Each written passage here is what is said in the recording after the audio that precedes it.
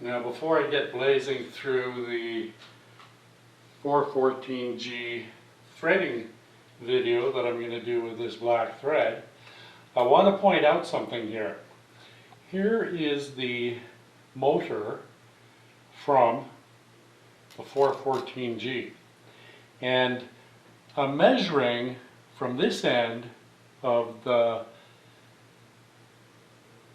this gear, this worm gear, the shaft, and from here to there, according to here, is about 1.5 inches.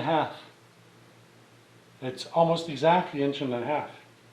And there is no protrusion or nut or bolt or screw or additional device once the worm gear stops. However, on this motor, isn't that nice and shiny? Wow, isn't that nice and shiny? Look how clean that is. Cool, look at, wow, that's nice. Anyway, this one is 1 7/8 inches. It's almost 2 inches. And that one is not over 1.5 inches. So there's a difference there. And this one came out of there, and this one came out of a 401 or a North American, a non-German, a North American 400 series.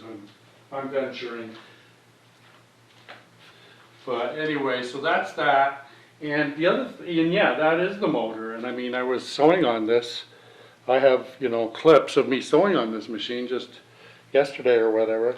I've got the motor taken apart, and I have a concern with the length of the brushes. The one is barely 1/16 of an inch from the, you know, that copper tube or whatever. So that's an issue. So that's why I took it apart, and that's when I discovered that this is not interchangeable with just any of the PA 10-8s I have lying around here, because it's shorter than they are. And I don't know, I haven't researched this or checked that out to see if that makes a difference, because, you know, I was just talking recently about motors, and I've adopted a policy of, if the motor belongs to a 300 series, like to a 301, keep it in a 301. If it belongs to a 411, leave it at a 411.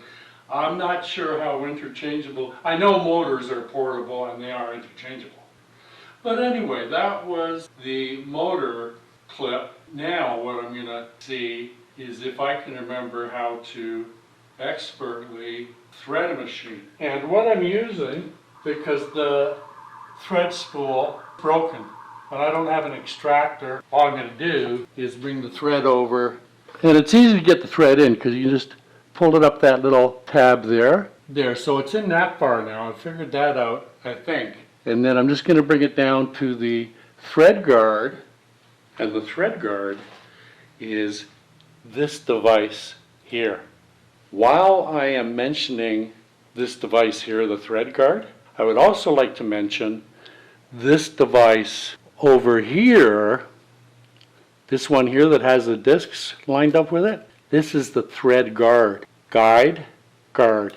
And that's how I remembered it. What I'm going to do is pull the thread down onto that guide and let the thread guide it onto the discs.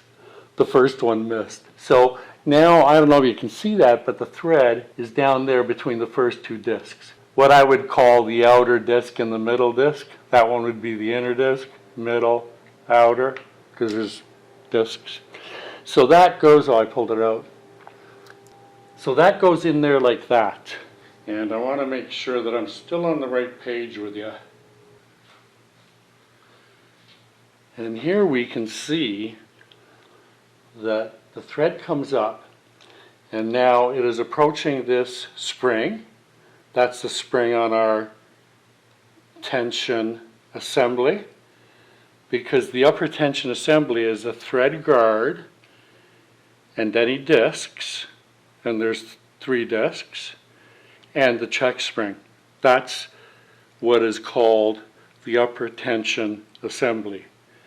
The upper tension device is the whole contraption, the whole machine. So now the thread comes up towards the spring here, and of course I want the thread to come up. I call this a hook, a little hook on the thread guard here. So I want the thread to come up here, seat in there, and then I want to be able to take it up to the pickup lever and then down to the needle. What I do is I pull the thread up, and now to get the thread to activate this spring and pull it up so that the thread can get in here, have to hold can't have a loose thread is what it amounts to. So I'm holding on to the thread from the spool, and now I'm just going to, where am I here? Okay, I'm going to pull it up. The spring comes up. There. Did it go in? It did. Here, watch this. Look, see, there's a thread right there. So now it's in the correct location. And then I tuck it in behind this guide here, and I take it up to the pickup lever. That one. The one and only. And I put the thread through, and I pull it down, and now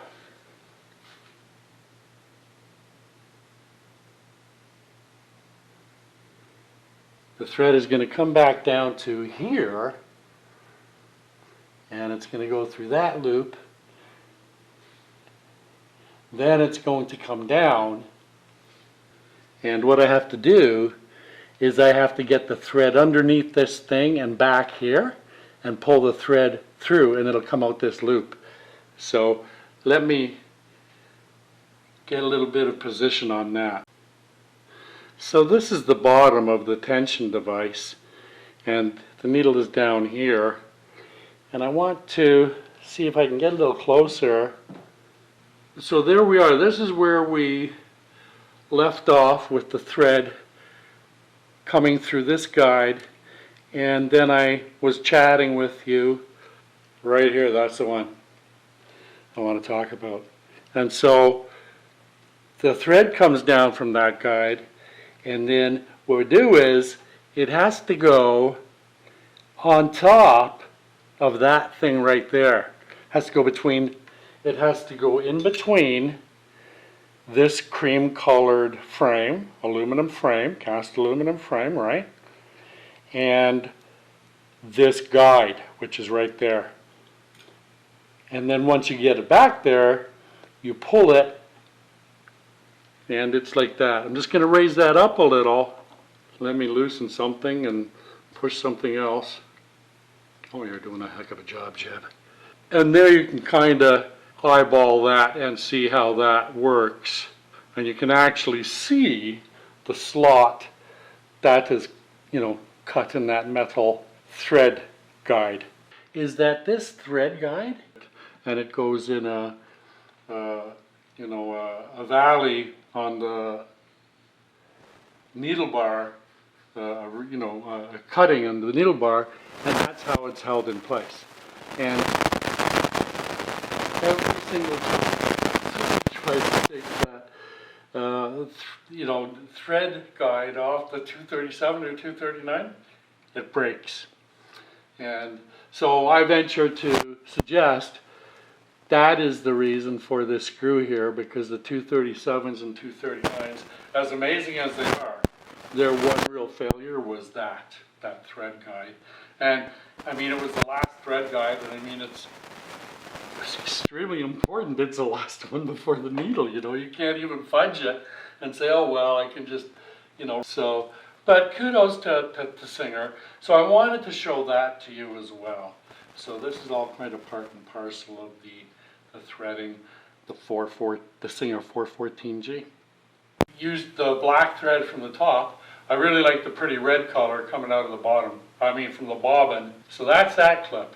That's this little threading movie, and I had said that I was going to do this, so I just wanted to get this one off the list and put it out there for anybody that would like to, that is either threading for the first time or would like to watch a clip of a machine being threaded while they thread theirs. Maybe they have a 414G at home as well.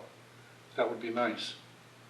So I want to thank you guys and gals for coming here and looking at my little videos that my machines are always starring in.